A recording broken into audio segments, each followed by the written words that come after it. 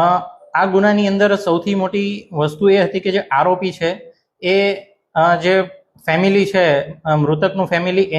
એના કાકાનો મિત્ર છે, એટલે એની સાથે જ પોલીસ સ્ટેશન આવે છે. એટલે શરૂઆતમાં કોઈને પણ એના ઉપર શક નથી જતો. ત્યારબાદ જેને રાઉન્ડ અપ કરવામાં આવે છે આ શંકાસ્પદ ઇસમને, એટલે પોતાના જે ગોળ ગોળ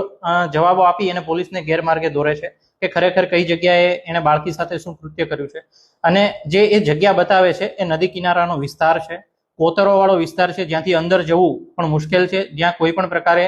પાણીની અંદર આપણે બોટની મદદથી પોલીસે SDRF ને સાથે રાખી અને સતત જે કિનારાના